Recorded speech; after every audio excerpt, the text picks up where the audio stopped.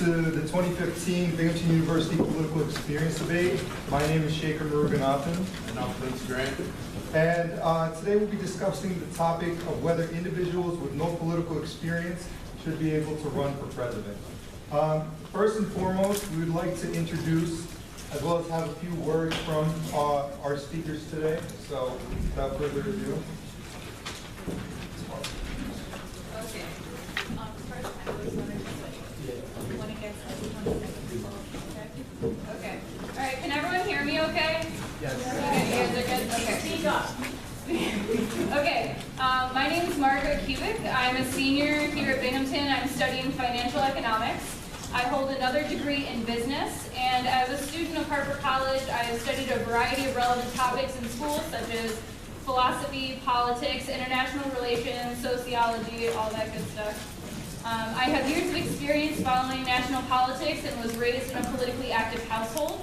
I am an avid internet user and am fluent in pop culture references and celebrity news. I am an American citizen and a registered voter in the state of New York, and I share many of the same concerns, hopes, and interests as you in terms of electing the next president of the United States. I believe in the Constitution of our nation, and I believe in the philosophy of our founding fathers that the voice of the people should come from the people. And I believe that representation in government should be as authentic and in tune with the people as it can be, and that every American citizen should have the opportunity to put themselves out there for the country to hear and potentially elect.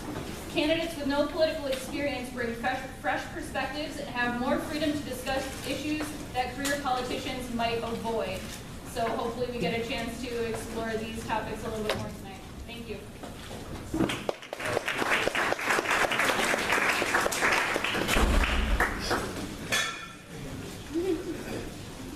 Good evening. Good evening. Good evening. My name is Jeff Twitty. I'm a junior here at Binghamton Can you University. speak up? My name is Jeff Twitty. I'm a junior here at Binghamton University and Harper College, currently studying geography with focus in urban and regional planning with a dual major in English literature. I'm here today to argue against the fact that people with no political background should not be eligible, rather, to run for president of the United States. So first, let me tell you a little bit about my background. When I go home, I was born and raised in Albany, so every time that I go home, at least for the past year or so, I interned at the state senate with Governor Andrew Cuomo. Of course, Cuomo is a very big political family.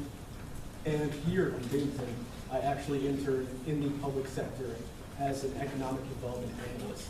Now, being an economic development person, it's very, very tempting to hear guys like Trump, talk about how he's going to make America great again, get rid of all those potholes, maybe fix Riverside in a reasonable time the next time it gets paved over.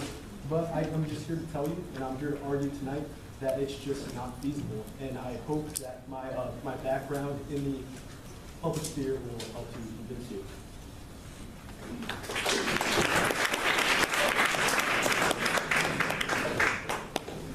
Hi everyone, I'm arguing on the affirmative today. My name is Adam Wilkes. I'm a sophomore, double majoring in PPL and economics. And I'm a registered Democrat, 19 years old.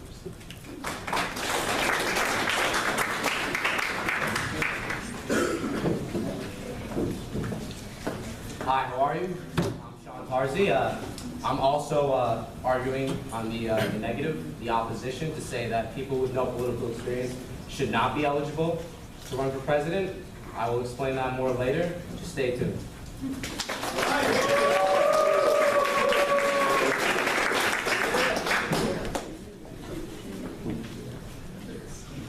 So basically how this is going to go, we have two major questions that we're going to ask each participant and throughout the course of the debate, and they're going to come up here and answer those questions to the best of their ability. And after that, we will also have an audience question and answer period with the participants above. So without further ado, we would like to begin. So, Margaret, up here, please. So today in the world today, U.S. is known as a big superpower, a big military power. How do you think that someone with no political experience would handle being commander-in-chief of the military and dealing with foreign leaders? Good question. So as far as foreign policy goes, no political experience doesn't mean no experience dealing with other powerful people. Foreign politics is about communicating and collaborating with people that come from different cultures, that come from different belief systems and different backgrounds. It could sometimes be about dealing with violent or nonviolent threats and finding ways to make amends or reach peaceful solutions. Donald Trump is an international businessman. He has experience dealing with people from all different cultures in a different context. It's independent of politics, perhaps giving him even more of a personal relationship with people around the world.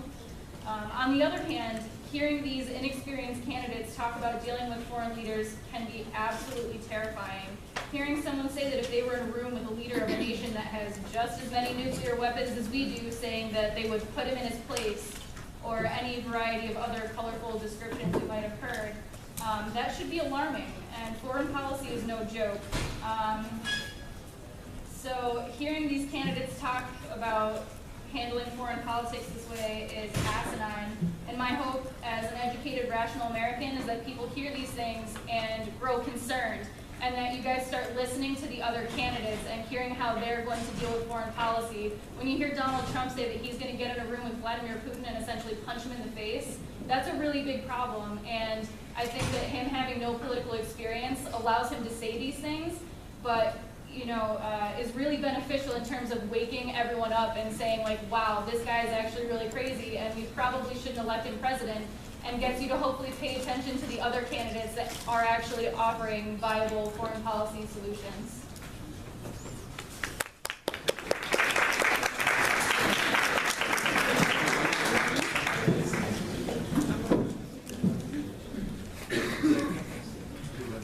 Any questions?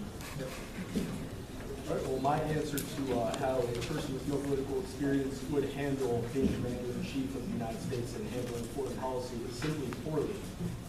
I mean, you can turn on the news anytime, especially this past weekend, unfortunately, and just see the atrocities that take place all around the world and just show us how intertwined that the world and all of its happenings are.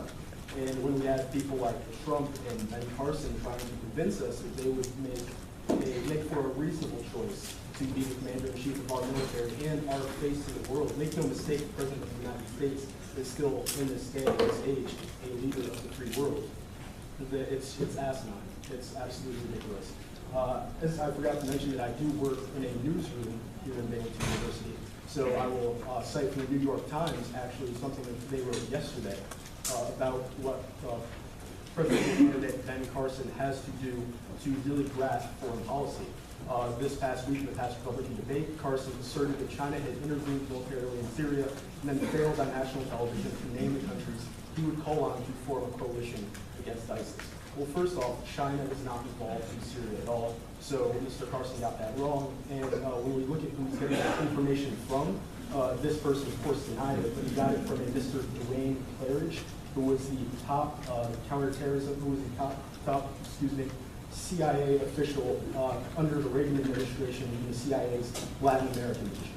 So for those of you who may not be familiar with what the CIA's Latin American division did under the Reagan presidency, he was involved personally in the Iran-Contra scandal, and he was, of course, pardoned. But, I mean, never mind all of that. This is the person that Mr. Ben Carson is getting his foreign policy from. This is not something to take lightly. This is something to look at with great concern. We have presidential candidates literally on the telephone getting their advice from 83-year-old men who were almost thrown in prison over the worldwide controversies that they were a part of 30 years before. And this just shows even more, this one particular point, why a person with no political background, no political experience, should really be having any say about how the United States should conduct itself as a leader in the world.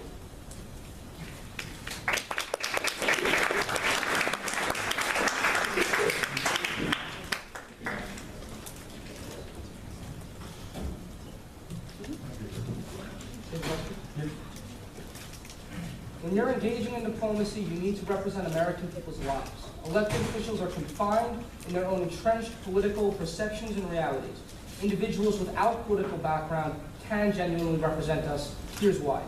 Hillary Clinton, John Ellis Bush, Martin O'Malley, Chris Christie, These individuals have spent over a century of years combined doing the exact same thing, asking for votes, fundraising, campaigning, constituent outreach, branding, marketing, fundraising, campaigning. They are deeply embedded within certain constituencies and interest groups. So much so that every decision they make is not on the basis of what they think is best for all of the people they serve. Those with money is who they have to take into account. Those with access, they have to operate within that framework because the RNC needs money to compete with the DNC, pouring money into congressional, Senate, and presidential races nationwide. The Democratic Governors Association has to keep up with the Republican Governors Association. The Koch brothers are consolidating around Marco Rubio. The oil companies in Texas are in Jeb Bush's pockets. And they've never thought about you. You're not a human to Hillary Clinton. You're a statistical discrepancy in an aggregate polling model that a whiz kid out of Claremont McKenna is being paid $500,000 to develop. The political class is so detached from you that they cannot represent you in any logical way. They're not thinking about you and the decisions they make. They might be awfully good at looking you in the eye and making promises, but they are confined by the realities of being politicians. And in a society where we all know they don't keep their promises, why do we still accept them? If insanity is making the same mistakes over and over again, expecting hope and change because the Democrat 1 year promises it against the Republican, that is insane. An overutilized quote. Do you want to, be the change you wish to see in the world? If we as democratic citizens want to see politicians stand up for us, and we want to see change, if we want to see that change consistently and unequivocally, why not just be the politicians?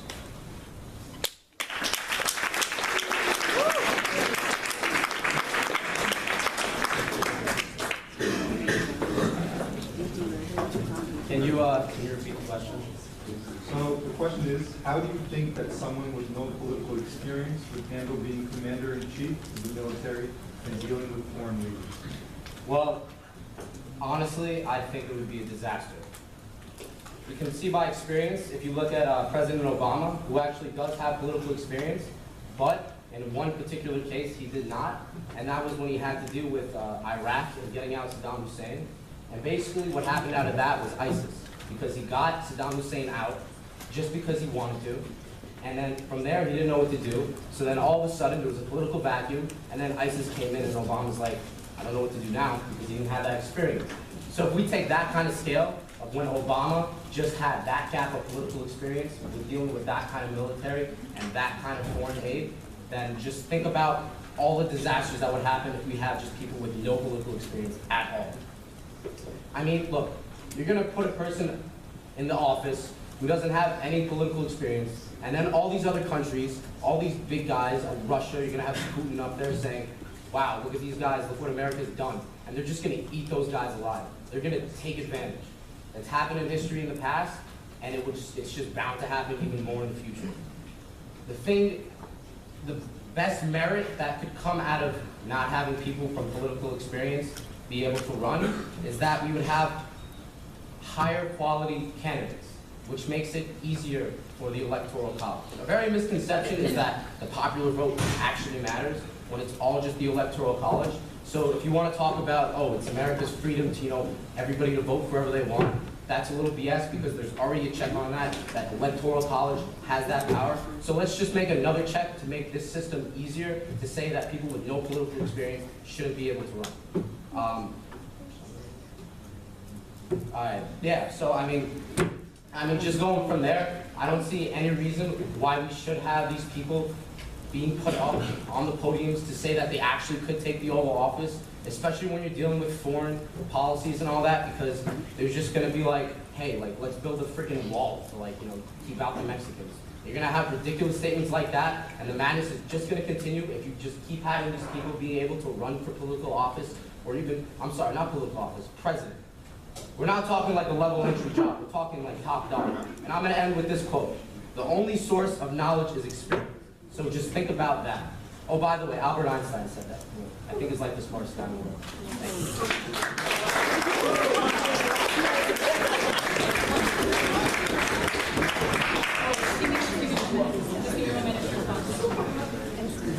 Thank you. All right, I'm just going to take a minute to respond to that real quick.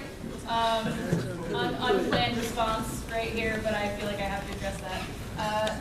So yeah, you know, Donald Trump's talking about building this wall, right? And he's talking about making Mexico pay for it. Yeah, that's really not cool. I'm not about that. I don't agree with him at all. But he's getting people to talk about it by saying these really absurd things, by saying these crazy things. He's getting people to pay. How many of you paid attention to national politics prior to the start of the presidential campaign this year? Raise your hand.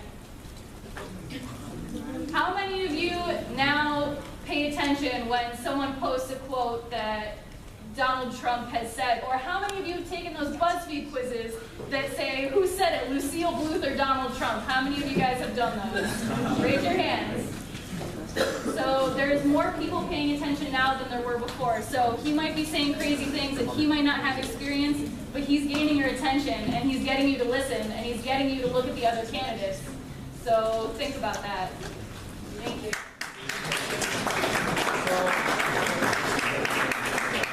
So we are going to move on to, thank you to all the speakers for that question. We're going to move on to our next question, and we're going to bring it back stateside. So something that many political candidates focus on is issues at home. So the question is, do you think lack of political experience is beneficial or harmful to a candidate in terms of handling social issues? Okay. There's a lot happening in our country socially right now. The Black Lives Matter movement has grown tremendously, and women's rights are being discussed in multiple forums. Issues of education, labor regulations, immigration, the new refugee crisis. There's so much going on. It's really, really overwhelming. In this current race that we're watching right now, we have a white businessman, we have a black doctor, and a businesswoman all running with no prior political experience. There's actually diversity in this pool of people that are running without experience, and these candidates are all touching on social issues without any political background. They aren't forming their opinions or their stances based on the way these issues have been discussed in the House or the Senate. They're discussing these issues as they interpret them on their own. Not that I agree with anything, not that I agree at all with Donald Trump's racist views or Carly Fiorina's stance on anything, or Ben Carson's response to the Syrian refugees. But at least I'm learning that the issues in discriminatory policy that we see in this country aren't entirely a result of a broken system. They're a result of the people that we elect to office, and those we choose to elect are a lot easier to change than the structure of our entire government. Not to say that there are no problems with the structure of our government, just saying that a lot of these issues come directly from the people that we elect. I've heard people claiming that they love Donald Trump for his honesty. He's really relatable and people love him because he can speak without a filter, and we as Americans love that brutal honesty. He can talk about whatever social issues he wants, and he can make crazy promises about whatever he wants. He can make himself as relatable as he wants to be, and it's all because he's funding himself. Kanye West would likely be a similar candidate in this aspect. They have money. They don't need donations. They don't accept campaign donations. They don't owe anyone any favors. While Donald Trump is aligned with the Republican Party, he's independently funded, and he never lets us forget that he's worth billions, and I mean billions of dollars. The answer to the question is I believe that a lack of political experience is beneficial when it comes to relating to the people on a social basis, because chances are you have very little, if any, obligation to speak within party guidelines or viewpoints. Seasoned politicians are groomed and trained how to speak and how to approach certain issues while maintaining a suitable alignment with their party. Those with no political experience have no political obligation and are therefore free to align themselves however they like at any time they like. This brings about a topic of campaign funding, which is an entirely separate debate on its own, but just keep it in mind.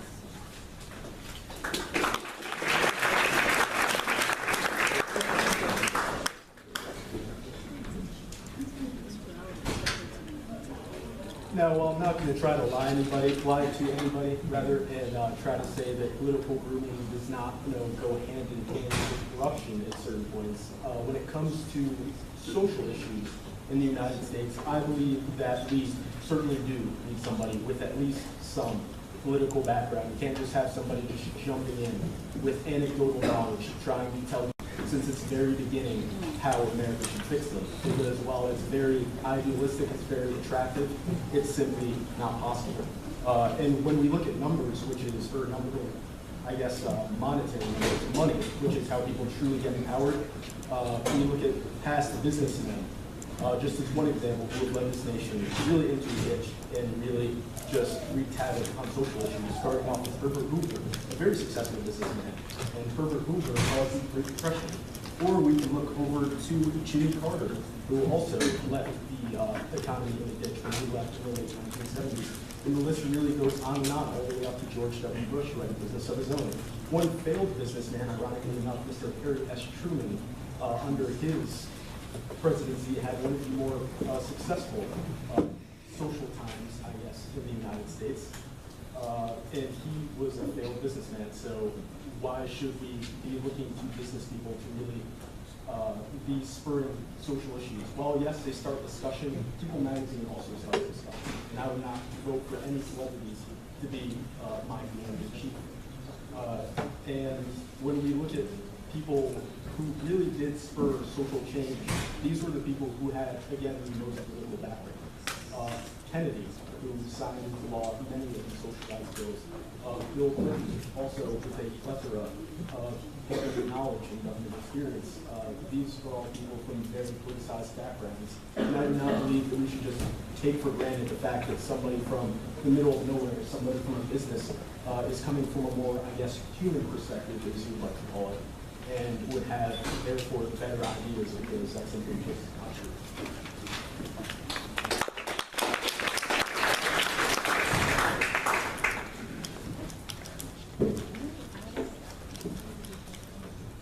I think it was very good. Same question? Yes, same question. I think it was very good that the last speaker demonstrated how social issues and economic issues are so interrelated. They definitely are, and we've seen that all the time. You know, I've read books that have connected the crime decrease of the 90s with the change in abortion policies, things of that nature. At the end of the day, these are issues that are very personal to all people, regardless of what political background you come from. And to be a part of the United States is to have a shared experience of what it is living here, and that is a shared socioeconomic experiential reality. Within the United States, there are other identities that have similar experiences, whether it's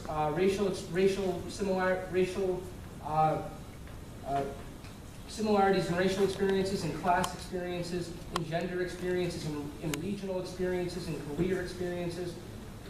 We all can relate to each other. The politicians are their own separate class because of what I was saying earlier. They're detached. You don't ride in limousines, you drive.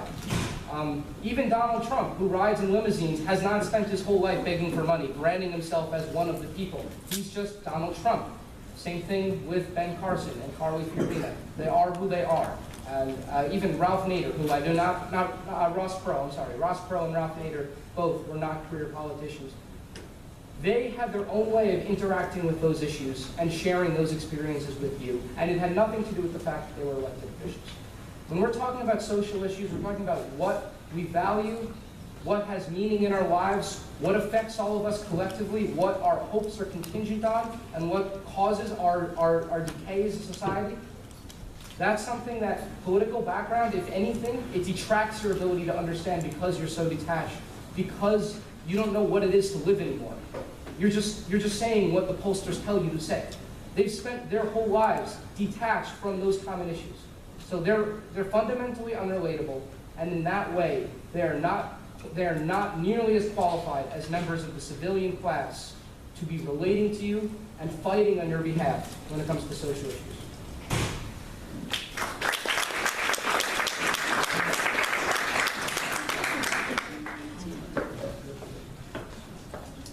Can you repeat the question? Yeah, so the question is, do you think a lack of political experience is beneficial or harmful to a candidate in terms of handling social issues?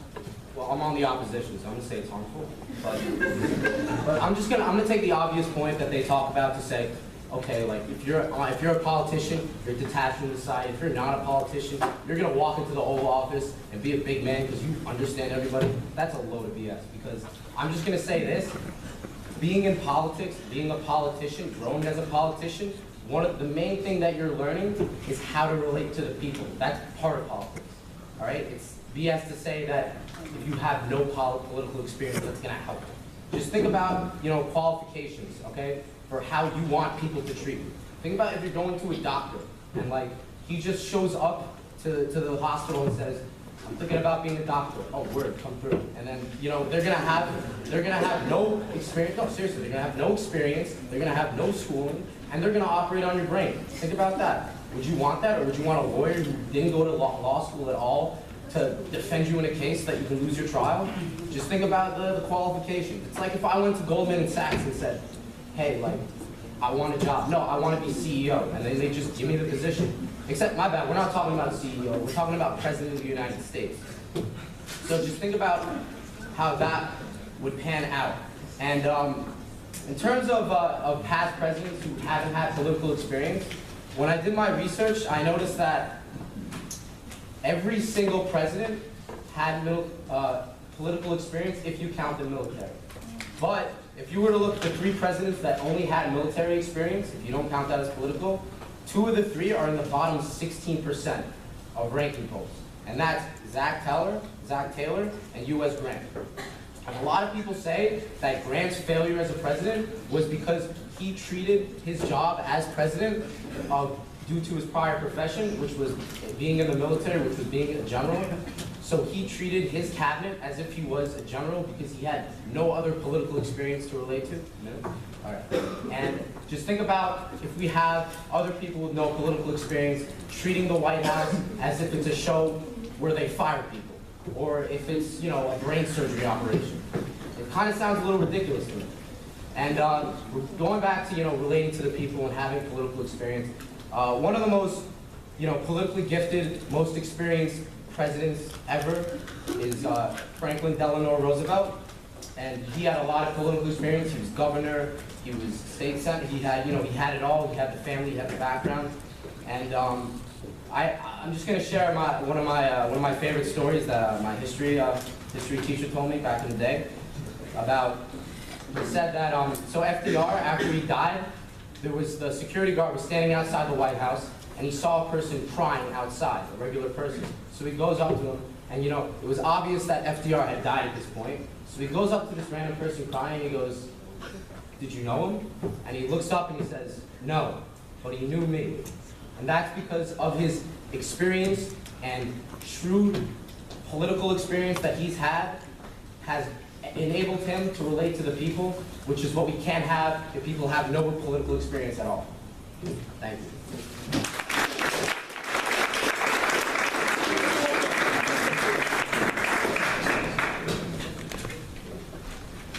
Okay, guys, so we'll have a quick 5-minute intermission right now. So if you guys need to use the restroom or anything, go ahead. It's time for you guys to relax. Come back, guys. Yeah, make sure you guys prepare any questions that you have for the speakers. We're going to ask you guys if you have any questions. So anyone who wants to pose a question to us, come back afterwards. Also, if you sign your name on that notebook, you are officially in the running for $20 in cash. And if you're not here when your number is called, then you're not getting it. So you better come back. As you know, at this time, we'd like to open up the floor for audience questions. So how it works, you guys can ask the entire panel a question, or you could ask an individual speaker question. So if anyone has audience questions, please feel free to raise your hand, and we'll come right soon. You can ask your question. Yep. Yeah, just stand up. This question is specific to you. Sorry, I don't. Okay, no, it's fine. You said that people who don't have any experience in politics should run because they make people talk about things. So are you saying they're kind of like a tool that the side can use to make them talk about like topics to like move the attention onto other people running, like politicians, and not them? So they're kind of like a mockery.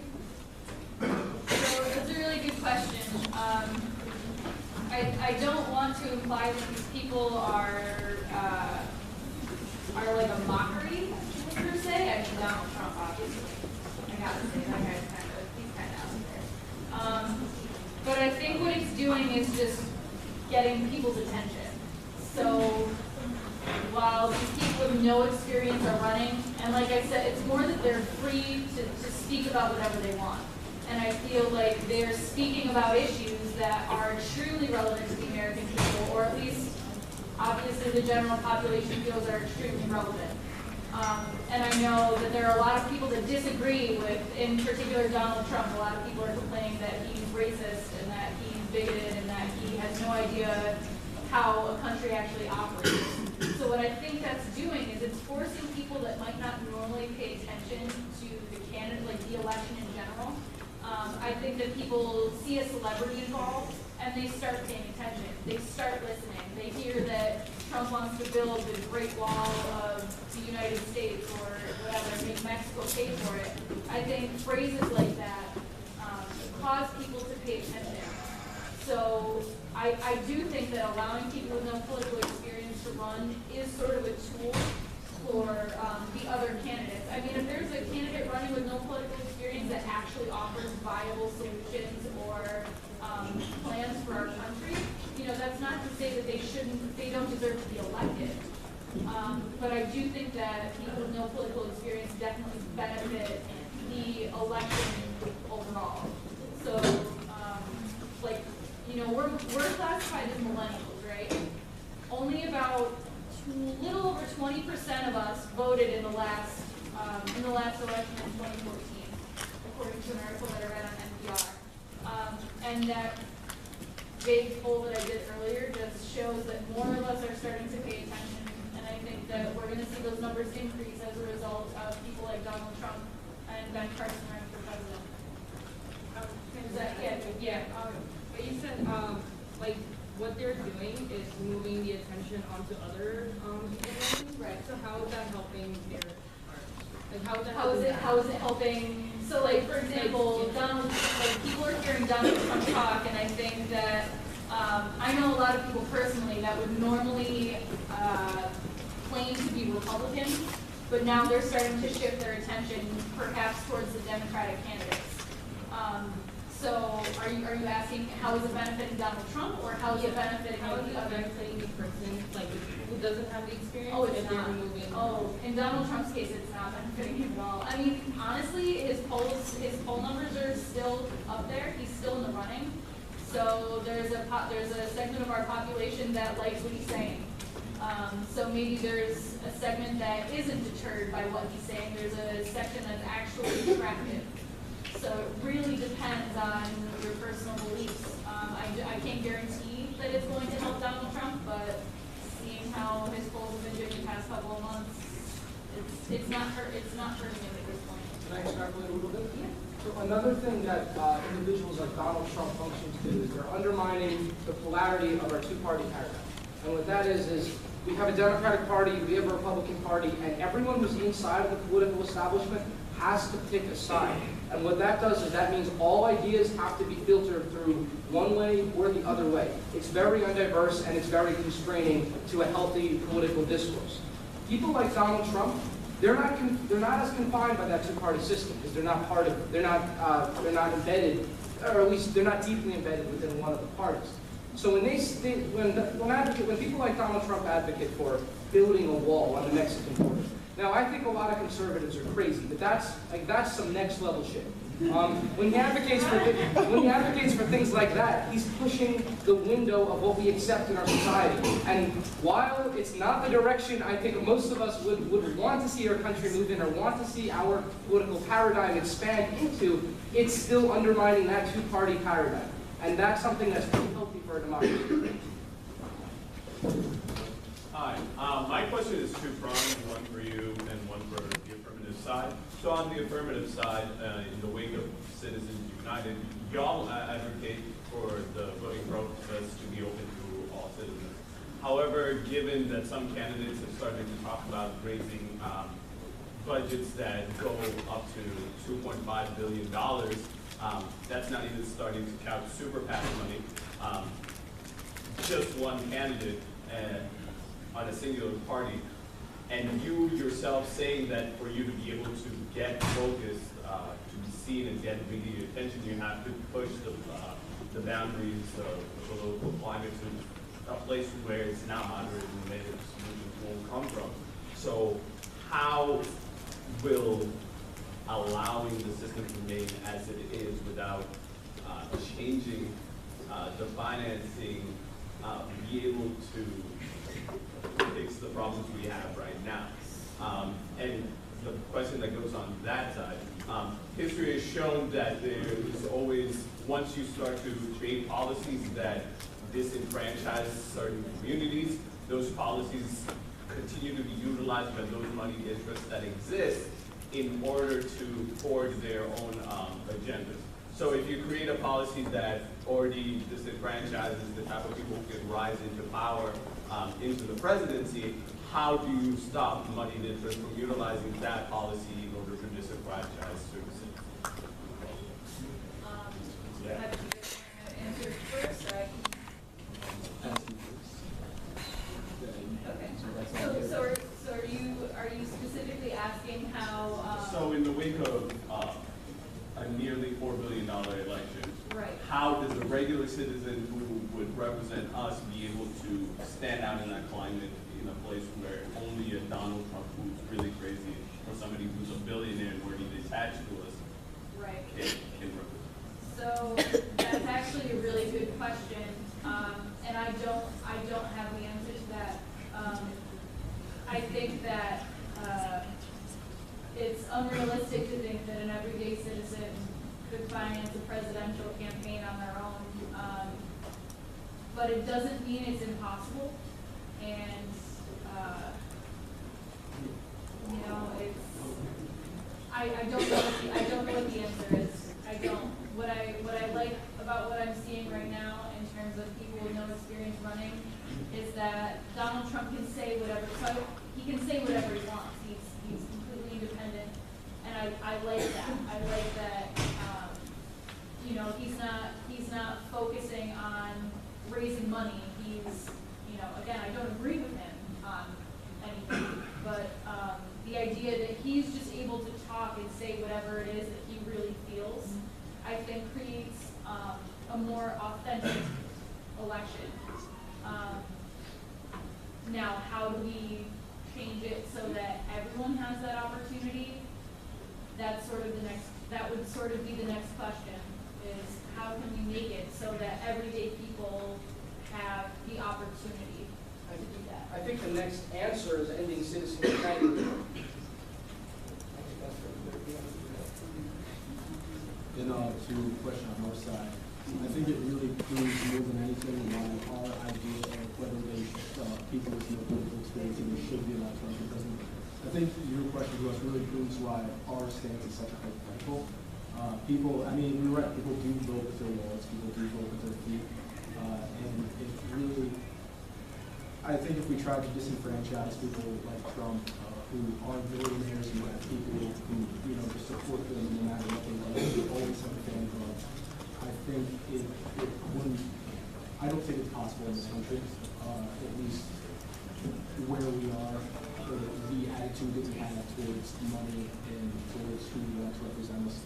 I think that there would always be an interest group that would allow these people, regardless of policy or legality, to have some sort of shot or cause some sort of disturbance in who we elect is a leader. Do you have anything to add?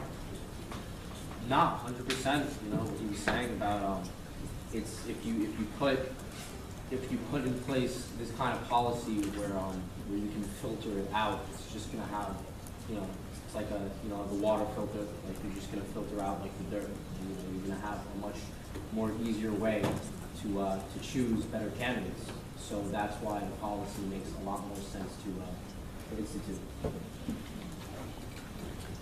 Okay, so this is for the negative. The president has two roles, the chief executive of the federal government and the commander-in-chief of the armed forces.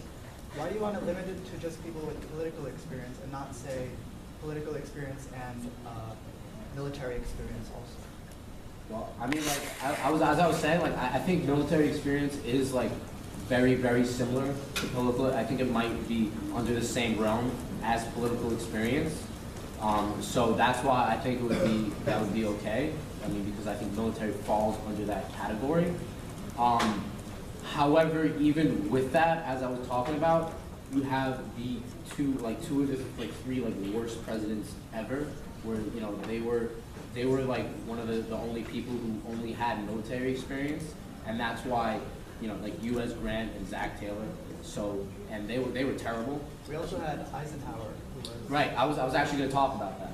See, the thing with Eisenhower is that he was kind of like the right place, right time, because you're right, he was the only other one, but he didn't really do anything. It's not like he really made big political moves to make the country better, but he kind of just sat back in a good time and didn't screw anything up because he didn't really do much, because that was a good time. That's how I see it. But even in that case, the 2 out of the 3 were terrible, even though Eisenhower does have a good reputation. He didn't really show a lot of political prowess by being in the military. And there are also other high-ranking military officials who are already in the senior executive branches. If you look at a guy like Clinton, who was a draft dodger, and all he did for the economy, I don't think that it's so much more necessary to have military experience. Would you want if they My went to question was college? more so, how is the political experience more important? Because it's independent from it. It's really navigating the political sphere, it's knowing what people want. Of course, as a commander-in-chief, you're going to want to know what your military wants, what it needs to have in order to be successful. But there are other people within that branch of government who know a heck of a lot more than the president, who maybe served a term here or overseas. Can I say that we can't hear anything you're saying?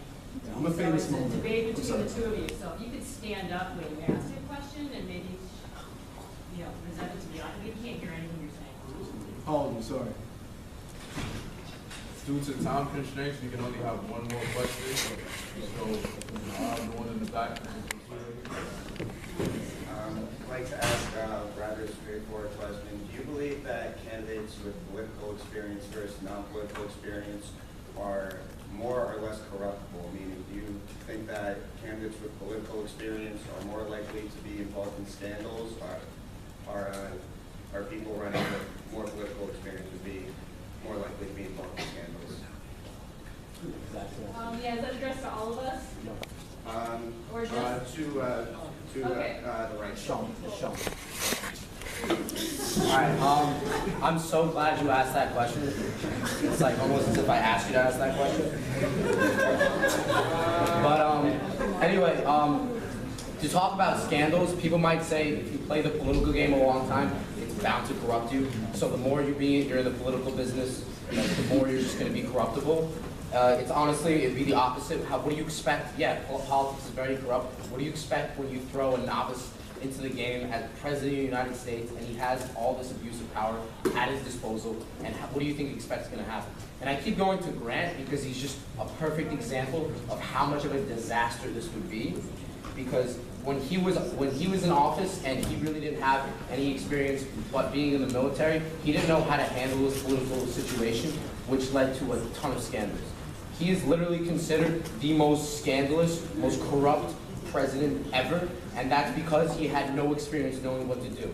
He had the whiskey ring scandal, in which he had government officials have a deal with whiskey makers to evade taxes, and he knew that was going on, and millions of dollars were evaded just so that the whiskey distillers could have their way and not have to pay money, and he probably was stashing some alcohol on the side, because we just see how horrible of a disaster this could be when you don't have political experience.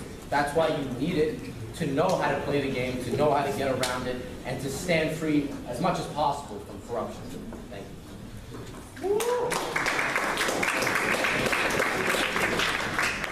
So before we close today, we just want to congratulate our raffle winner. So the prize is Chris 20. No, just call the name. Okay, so it's Brian Walsh here. Yo! Yes, I'm Brian Walsh. So, Brian, if you could just go back there and just come with your ID. He's on values. Okay. No, he won. We'll contact him. We'll contact him. No, you can't contact him. He's gotta be here. We'll point That's true. That's fine. So Ken Bernal.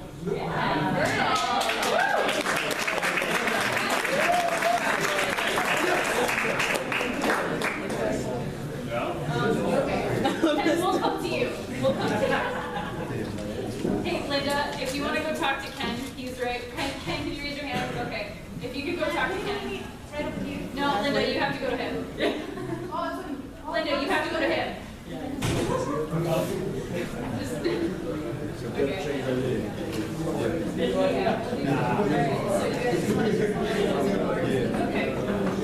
All right, so now we'll have our closing statements from each of our speakers. All right. Cool. First, I want to thank all of you that are still here. It's really awesome that you guys stayed through the whole event. I know it's really tempting just to come for the free pizza and then leave, so we really, really appreciate it. So in conclusion to our discussion tonight, I just want to remind you that it's really important to never let anyone tell you that your voice doesn't matter or that your vote doesn't count. Your issues and your thoughts in our nation are extremely relevant, even if you have zero political experience. And I hope that as a nation we continue to welcome candidates from all backgrounds and even more citizens without political experience get involved and start their own conversations. It's important that we as a nation take time to learn from each other, especially those that we might disagree with. Education and conversation are the key to a successful nation and will hopefully bring us closer to a peaceful society. This race might seem like an entertainment piece right now, but a year from now we will have to elect a new president, a new face and leader for our nation. So I'm really asking you guys to please take the next 12 months to Google the candidates, watch a few news clips, check out some blog posts, share those classic memes that we all love so much. Do some research and find out which candidate best represents your views. Don't forget to register to vote. Go online and Google how to register to vote. The process is painfully easy. Make sure that you do it at least a month before the election. And I want to close with something. You guys all remember when Kanye West announced his candidacy at the VMAs? Well, I found this article published by the New Yorker, and I really like this quote, and I think it really sums up what I'm trying to advocate here. Author Andrew Marinetz stated, "Presidents once in office operate within a narrow band of possibility. They tend to veer towards centrism. Their verbiage might have the opposite of its intended effect, if it has any effect at all.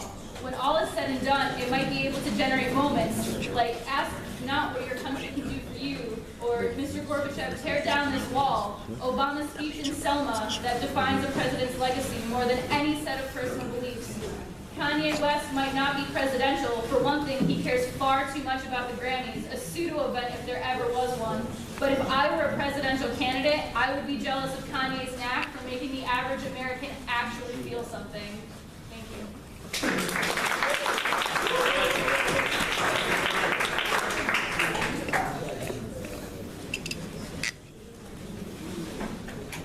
Your voice will only matter if you're shouting at the top of your lungs. And your vote will only matter if you live in a swing state. That's the reality we have now, because we don't have public funding of elections. We have the Supreme Court Citizens United decision, and we have a set of regulations and lobbying that are ineffective, and if anything, promote politicians being embedded within interest groups. I think we all can stipulate who I'll be voting for in 2016. But I think you all should take a very informed look at all the candidates. Don't just buy the bullshit. Try your best to see who's posturing and who's not. And at the end of the day, you should be cynical because there are reasons to be cynical. Be skeptical because there are reasons to be skeptical. And if we all do that, if we're all very skeptical, very cynical, and we start to see through this and demand something else, demand a different kind of political orientation in this country, then your vote and your voice will actually matter in a way that is equal with Donald Trump's or Hillary Clinton's.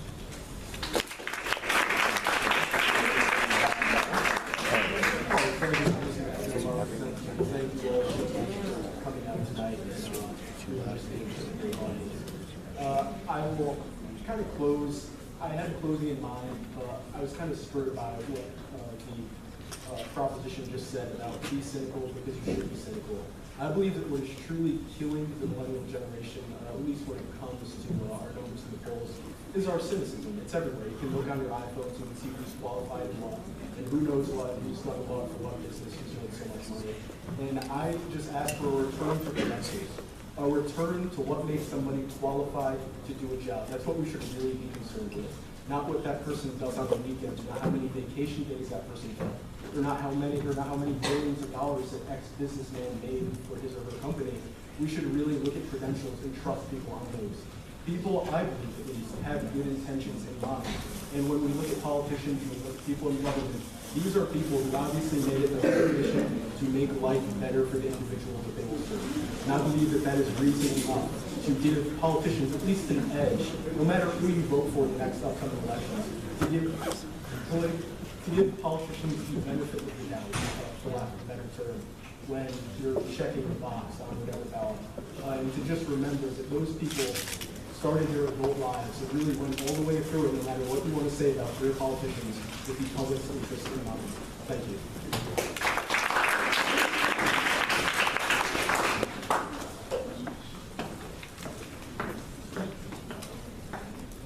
Well, first I just gotta say, like, I'm just really impressed by the people who like stayed and are hungrier, like, even more for debate and food.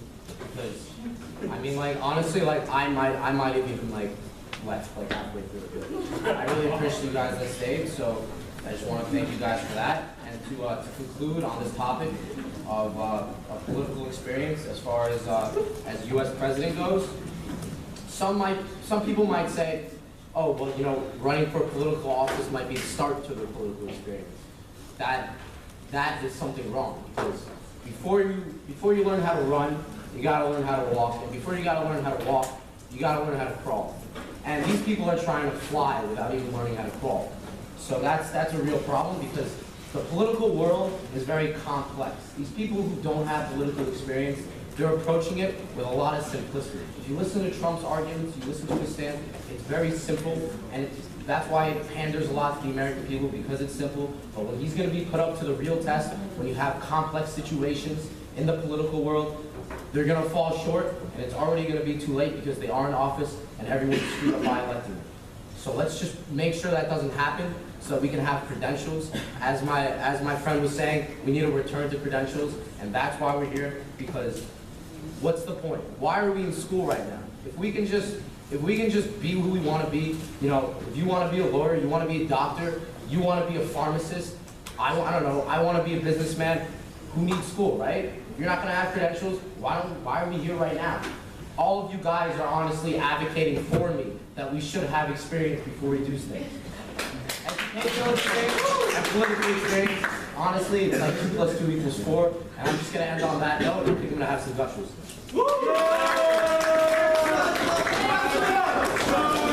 Hey! Alright. Thank you guys again for coming out. Do you have something you want to close with? We'd like to thank each of our speakers for extending a hand and making this event a success and so eloquently expressing each of their respective ideas on this topic. In addition, we'd also like to thank our entire audience for their attendance and attention throughout the presentation.